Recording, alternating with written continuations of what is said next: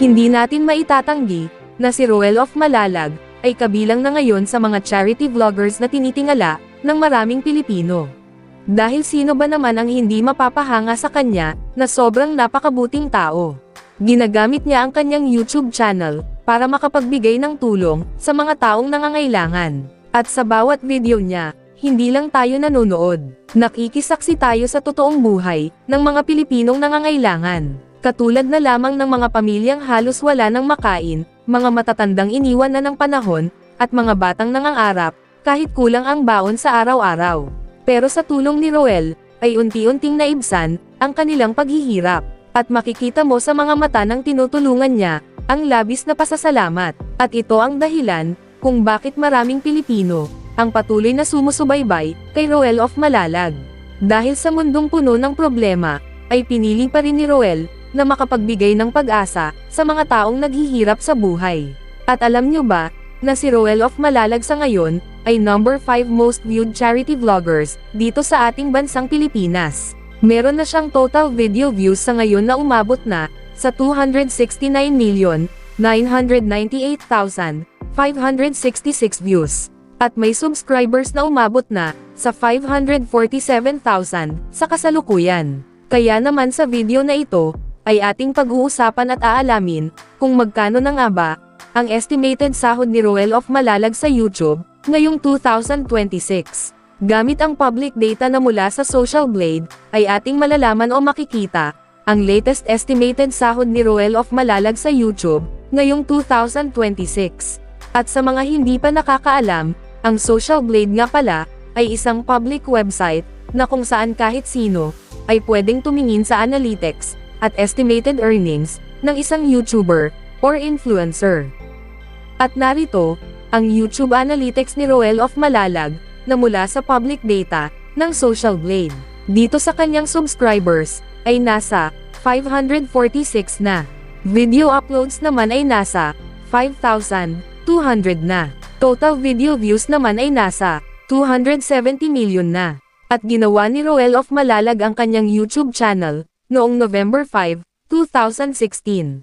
At dito naman sa baba mga idol, ang total grade niya ay nasa letter B. Social Blade rank ay pang 124,747. Subscriber rank ay pang 1,774. At dito sa video views rank ay pang 110,780. Philippines rank bilang YouTuber ay pang 566. At dito naman sa people rank ay pang 1,331. So yun mga idol, dito naman tayo sa subscribers ni Roel of Malalag noong last 30 days ay merong pumasok na 12,000 subscribers. At dito naman, sa video views ni Roel of Malalag noong last 30 days ay merong pumasok na 8,300,000 views.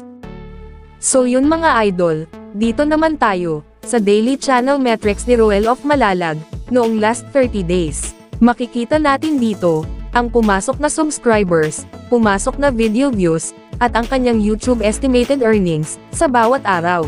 Pero mga idol, ang titingnan natin dito ay ang daily average at weekly average. Pero bago natin ipagpatuloy ang video na ito, mga idol, gusto ko lang ipakita sa inyo ang isang money ipon challenge binder na nabili ko sa Shopee sa halagang 139 pesos. Sobrang quality niya dahil matibay yung plastic, hindi madaling masira. Meron itong 100 pages, at kung tig 50 pesos ang ilagay mo at napuno mo ito, ay meron kang 5,000 pesos. Pero syempre, kayo na bahala kung anong gusto nyong ilagay na pera. Kung gusto nyong bumili nito, e-click nyo lang ang more sa ibaba ng video. Tapos e-click mo itong Shopee link. Pagkatapos mong e-click ang Shopee link, ay mapupunta ka na sa Shopee, at diretso ka na sa item na Money Ipon Challenge Binder. Dito mga idol, pwede kang mamili ng color, merong blue, pink, green, purple, dark green, at black. At kung meron ka nang nagustuhan na color, e-click mo lang ang buy. Umpisahan na nating mag-ipon mga idol, para sa kinabukasan. So yun mga idol, back to the video na tayo. Simulan natin dito, sa daily average.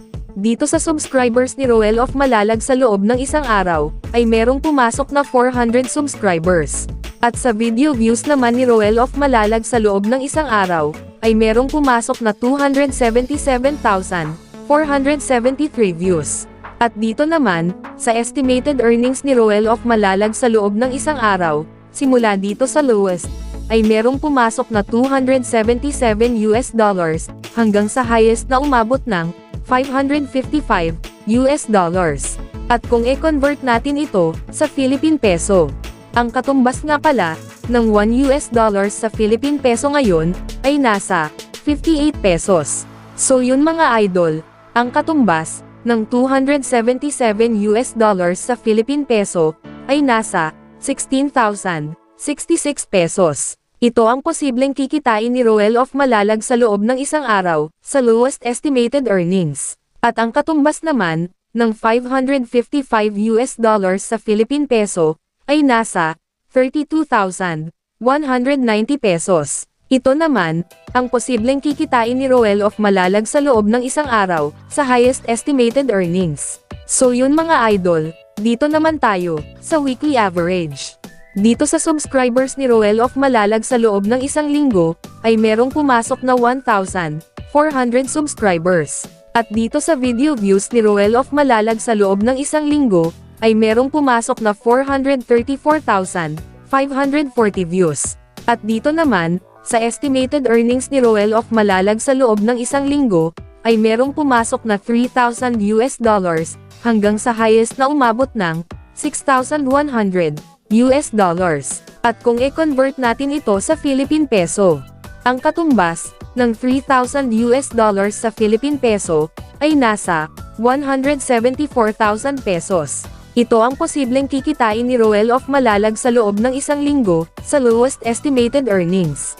At ang katumbas naman ng $6,100 sa Philippine Peso ay nasa 353,800 pesos. Ito naman, ang posibleng kikitain ni Roel of Malalag sa loob ng isang linggo, sa highest estimated earnings.